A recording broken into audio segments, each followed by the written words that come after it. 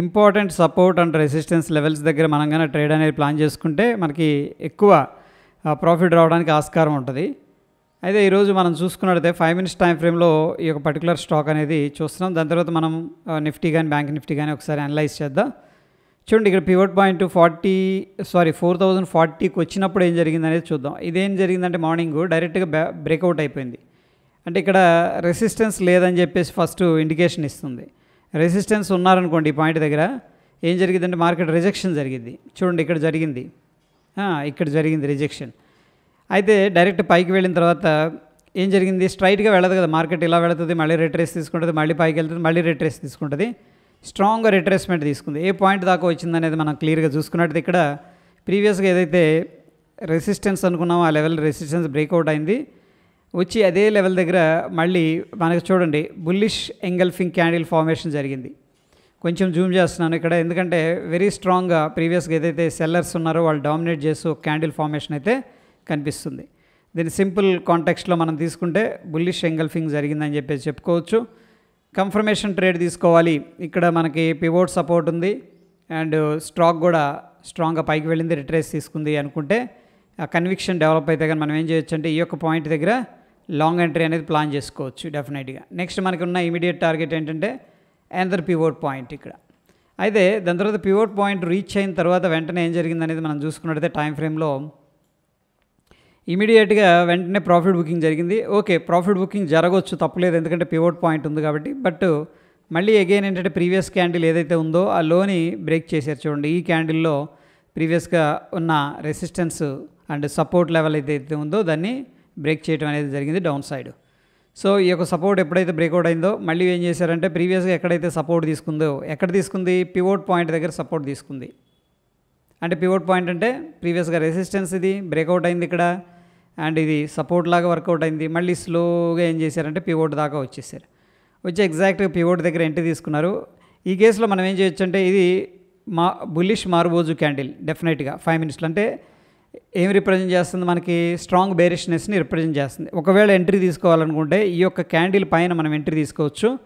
అంటే నేను ఒకసారి కర్సర్ పెడుతున్నాను చూడండి, ఆ పాయింట్ దగ్గర హై వచ్చేసరికి మనకి ఇక్కడ కనిపిస్తుంది హై అనేది. నేను కర్సర్ పెడుతున్నాను, 4072 ఉంది హై. దాని తర్వాత ఎక్కడ కూడా 4072 అనేది దాటలా. దీన్ని ఏమంటామంటే సింపుల్గా మెకానికల్ రిఫరెన్స్ లెవెల్ అంటాం. ఇవి అరుదుగా ఫార్మేషన్ జరుగుతూ ఉంటాయి. అంటే 4072 దగ్గర స్ట్రాంగ్ సప్లై ఉంది. ఇక్కడ నుంచి సడన్గా డ్రాప్ అయింది, మళ్ళీ ప్రీవియస్గా సపోర్ట్ తీసుకుంది, మళ్ళీ బౌన్స్ అయింది, మళ్ళీ ఇక్కడ మనకి రిజెక్షన్ అనేది జరిగింది. రిజెక్షన్ జరిగేటప్పుడు మనం చూసుకున్నట్టే అగైన్ ఏమైందంటే ఒకవేళ ఇక్కడ ఎంట్రీ తీసుకోవాలనుకోండి, ఇక్కడికి వచ్చినప్పుడు ఈ క్యాండిల్ ఎంట్రీ తీసుకోవచ్చు. ఒకవేళ రిస్క్ నేను పుల్ బ్యాక్లో ఎంట్రీ తీసుకుంటానంటే ఈ క్యాండిల్ తీసుకోవచ్చు, ఇక్కడ స్టాప్ లాస్ పెట్టుకోవచ్చు. లేదంటే ఈ యొక్క మారుబోజు క్యాండిల్ హై బ్రేక్అవుట్ అయిందనుకోండి, దెన్ మనం ఏం చేసుకోవచ్చు అంటే అక్కడ ఉన్న సప్లై క్లియర్ అయింది కాబట్టి మనం ఏంటంటే లాంగ్ ఎంట్రీ అనేది ప్లాన్ చేసుకోవచ్చు. బట్ అగైన్ ఏం జరిగిందంటే ఇక్కడ బై చేద్దామా, మరి చేయలేం. చూడండి, ఇండెసిషన్ అండ్ హ్యాంగింగ్ మ్యాన్, దాని తర్వాత ఫాలోఅప్ క్యాండిల్ వచ్చింది. సో స్లోగా ఏంటంటే అంటే లోవర్ టైం ఫ్రేమ్స్లో డౌన్ ట్రెండ్లో వెళ్తూ ఉంది. అయితే ఫ్రెండ్స్ ఇక్కడ ఏంటంటే మార్కెట్లో మనం మార్నింగ్ ఏం చేసామంటే లాంగ్ తీసుకున్నాం స్ప్రెడ్ ద్వారా. ఫైనల్గా అది ఇనిషియల్గా లాస్లోకి వెళ్ళింది, మళ్ళీ అగైన్ ఏంటంటే బౌన్స్ అయ్యి పాజిటివ్గా రావడం అనేది జరిగింది. ఎనీహౌ ఇక్కడ లోవర్ టైం ఫ్రేమ్స్లో ఇక్కడైతే మనం బై తీసుకోం. ఎందుకు బై తీసుకోం, చూడండి ఇక్కడ ఏదైతే పివోట్ పాయింట్ ఉందో ఆ పివోట్ పాయింట్ని బ్రేక్ చేసింది స్ట్రాంగ్గా. అంటే ఇక్కడ సెల్లర్స్ డామినేట్ చేస్తున్నారు, ఇక్కడ సపోర్ట్ అయితే లేదని చెప్పేసి అనిపిస్తుంది. దాని తర్వాత చూడండి, ఇది వెరీ ఇంపార్టెంట్ ఇన్ఫర్మేషను. మనం జనరల్గా ఇక్కడ నుంచి ఈ పాయింట్ ఏదైతే ఉందో ఇక్కడ నుంచి నేనేం చేస్తున్నాను, ఈ యొక్క ఫిబొనాకీ అనేది డ్రా చేస్తున్నా. చూడండి, ఫిబొనాకీ డ్రా చేస్తే ఇక్కడ ఏం జరిగిందంటే 61.82 ఆ లెవెల్ని బ్రేక్ చేసింది. దాని తర్వాత 78.6 లెవెల్ ఏదైతే ఉందో అక్కడ ఎగ్జాక్ట్గా అక్కడికి వచ్చేసింది. అంటే ఏం చేస్తున్నారు వాళ్ళు అంటే రికవరీ అదే పుల్ బ్యాక్ అయినప్పుడు దాన్ని బై చేద్దామని చెప్పేసి ప్లాన్ చేస్తూ ఉన్నారు.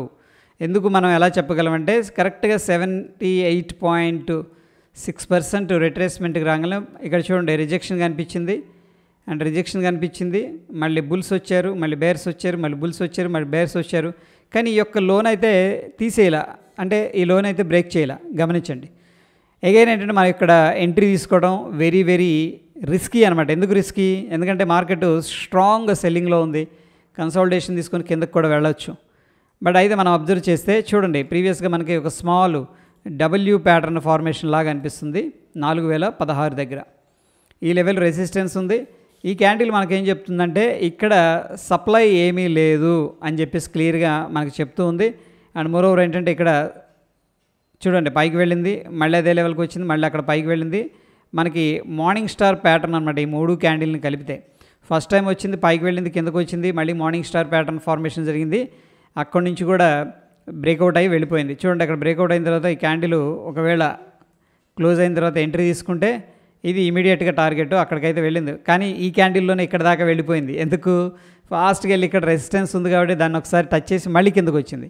కానీ అయినప్పటికి కూడా మళ్ళీ ఏం చేశారంటే ఇది సాలిడ్గా అంటే బుల్లిష్ క్యాండిల్ అనమాట. ఇక్కడ విక్ ఉంది అంటే ప్రాఫిట్ బుకింగ్ చేసుకున్నారని చెప్పేసి మనకు అర్థమవుతుంది. వీక్గానే ఉంది ఈ పాయింట్లో.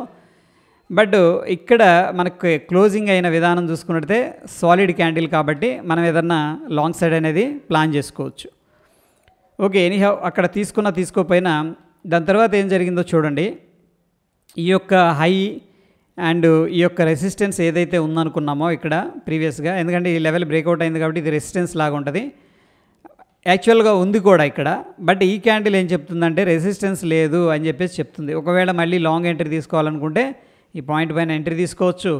అండ్ మనం ఇంతకుముందు ఇక్కడ రెసిస్టెన్స్ ఉందనుకున్నాం కదా, ఈ పాయింట్ దగ్గర చూడండి క్యాండిల్ అయితే క్లోజ్ అవ్వలేదు.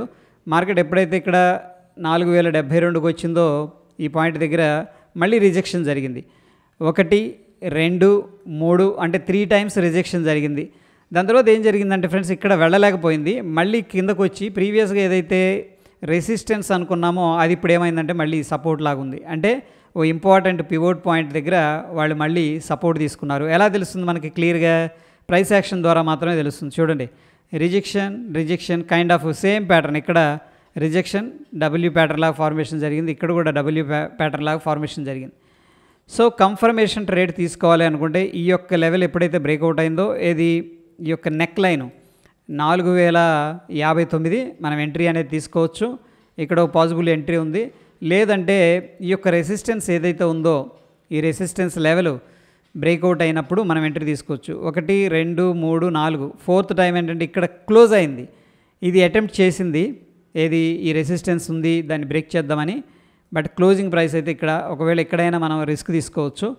ఈ బ్రేక్అవుట్ ఎంట్రీ అయినా ఓకే, స్మాల్ రిస్క్, రివార్డ్ బాగుంది. లేదు బ్రేక్అవుట్ అయ్యి కన్ఫర్మేషన్ అయిన తర్వాత అయినా మనం ఎంట్రీ తీసుకోవచ్చు. చూడండి, ఒకవేళ మనం కన్ఫర్మేషన్ ఎంట్రీ తీసుకుంటే ఇది మన ఎంట్రీ అవుతుంది. ఇక్కడ నుంచి కూడా మళ్ళీ ఏం జరిగిందంటే ప్రీవియస్గా ఏదైతే పివోట్ పాయింట్ అనేది రావడం జరిగిందో పివోట్ పాయింట్ దగ్గర మళ్ళీ ప్రాఫిట్ బుకింగ్ చేసుకున్నారు. అగైన్ ఏంటంటే వాళ్ళకి కిందకు వచ్చే ఉద్దేశం లేదు, ఇక్కడే టైం స్పెండ్ చేసి ఫైనల్గా బ్రేక్అవుట్ అయ్యారు. లాస్ట్గా ఏంటంటే ఆల్మోస్ట్ రెసిస్టెన్స్ లెవెల్స్ దగ్గర మాత్రమే క్లోజింగ్ ఇచ్చారు.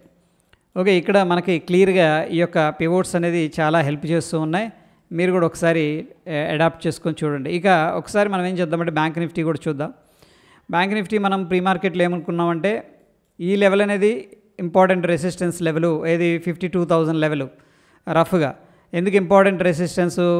ఇక్కడ నుంచి మార్కెట్ డ్రాప్ అయింది, ఇక్కడ నుంచి మార్కెట్ డ్రాప్ అయింది. ఈ లెవెల్ దగ్గర కానీ మళ్ళీ మార్కెట్ డ్రాప్ అయిందంటే మళ్ళీ కిందకు వచ్చే అవకాశం ఉంది. బట్ వీళ్ళు ఏం చేశారంటే పైకి తీసుకెళ్లారన్నమాట. అంటే కిందకి రాలేదు, ఆ యొక్క రెసిస్టెన్స్ని బ్రేక్ చేసుకొని పైకి వెళ్ళటం అనేది జరిగింది. సో ఒకసారి 5 minutes టైం ఫ్రేమ్లో మనం చూస్తే ఏం జరిగిందనేది చూస్తే డైరెక్ట్గా ఏంటంటే ఈ యొక్క పివోట్ పాయింట్ని టచ్ చేశారు. రెడ్ కలర్, పింక్ కలర్ ఉంది కదా పివోట్ పాయింట్, కొద్దిగా ప్రాఫిట్ బుకింగ్ జరిగింది. దాని తర్వాత చూడండి మళ్ళీ ఇంకొక అటెంప్ట్ చేశారు. ఓకేనా, ఇక్కడ ఒకసారి పైకి వెళ్ళడానికి ప్రయత్నించారు, కానీ పివోట్ దగ్గర రెసిస్టెన్స్ ఉంది, సప్లై ఉంది.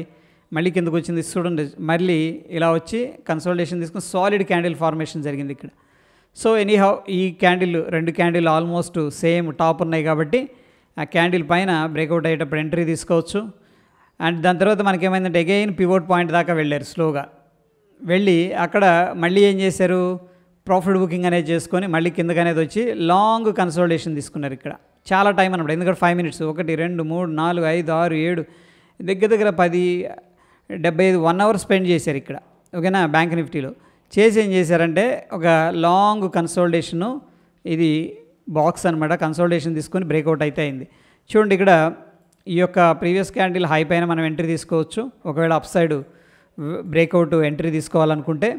లేదు మనం ఈ యొక్క రిజెక్షన్ దగ్గర మనం ఎంట్రీ తీసుకోవాలనుకుంటే ఈ యొక్క క్యాండిల్ కింద స్మాల్ కన్సల్టేషన్ ఉంది కదా, ఇక్కడ మనం ఎంట్రీ తీసుకోవచ్చు. ఇది మన స్టాప్ లాస్. ఈ కేసులో ఏంటంటే కొద్దిగా ప్రాఫిట్ అయితే రావడం జరిగింది. ఎనీహౌ ఇక్కడ లాంగ్ కన్సోలిడేషన్ 1 అవర్ తర్వాత మళ్ళీ స్ట్రాంగ్గా వచ్చారు. ఎవరైతే ఇప్పటిదాకా షార్ట్ చేశారో వాళ్ళందరూ కూడా రికవర్ చేశారు. అండ్ మోరోవర్ ఏంటంటే పివోట్ ఏదైతే ఉంది ఇక్కడ దాన్ని మళ్ళీ అగ్రెసివ్గా బ్రేక్అవుట్ అనేది చేశారు. సో పివోట్ బ్రేక్అవుట్ అయింది కాబట్టి మళ్ళీ ఏం చేస్తారు, బయర్స్ యాక్టివేట్ అవుతారు. అండ్ ఆల్రెడీ షార్ట్ చేసిన వాళ్ళు కూడా రికవర్ చేశారు. అండ్ దాని తర్వాత మళ్ళీ ఏమైందంటే పివోట్ దాకా వెళ్ళి ప్రాఫిట్ బుకింగ్ అనేది జరిగింది. చూడండి ఇక్కడ చూడండి, మళ్ళీ ఎప్పుడైతే పివోట్ని టచ్ అయిందో మళ్ళీ కిందకి రావడం, మళ్ళీ పైకి వెళ్ళడం అనేది జరిగింది. ఇక ఇది R3 కాబట్టి అండ్ లాస్ట్ మూమెంట్లో కొద్దిగా వోలటైల్గా మార్కెట్ కిందకి రావడం, పైకి వెళ్ళడం, కిందకి రావడం, పైకి వెళ్ళడం అనేది జరిగింది. సో ఈ విధంగా ఏంటంటే మనకి కొంత ఇంపార్టెంట్ పాయింట్స్ లాగా పివోట్స్ అనేది హెల్ప్ చేస్తాయి. బట్ దీనికి మీరు ఏదన్నా ఇంకొక ఇండికేటర్ లాంటిది కానీ లైక్ మన సూపర్ ట్రెండ్ కానీ అండ్ మ్యాక్డీ కానీ యూస్ చేసుకున్నారంటే ఇంకా మీ యొక్క ఎంట్రీ పాయింట్స్ అనేది రిఫైన్ అయ్యే అవకాశం ఉంది. అడ్వాంటేజ్ ఉంది, డిసడ్వాంటేజ్ ఉంది ఇండికేటర్స్ వల్ల. ఒక్కొక్కసారి ఏంటంటే ల్యాగ్ చేస్తాయి, దానికంటే ప్రైస్ యాక్షనే బాగుంటుంది. ఒక్కొక్కసారి ఏంటంటే మనకి ల్యాగింగ్ అనేది ఉండదు. అయితే డిఎంఐ డైరెక్షనల్ మొమెంటమ్ ఇండెక్స్ ఏంటంటే మనకి కొంచెం ఎర్లీ సిగ్నల్స్ అనేది ఇవ్వటం అనేది జరుగుతుంది. Okay, so this is all about ఏంటంటే లోవర్ టైం ఫ్రేమ్లో పివోట్స్ని ఆధారంగా చేసుకొని మనం కొంత సపోర్ట్ రెసిస్టెన్స్ని మార్క్ చేసుకోవటం, ఆ సపోర్ట్ రెసిస్టెన్స్ దగ్గర యాక్టివిటీని గమనించే పద్ధతి. హోప్ ఈ వీడియో హెల్ప్ అయిందని చెప్పేసి అనుకుంటున్నాను. మరొక ఇంట్రెస్టింగ్ ఎపిసోడ్ మళ్ళీ కలుసుకుందాం. Stay tune. ధన్యవాదాలు.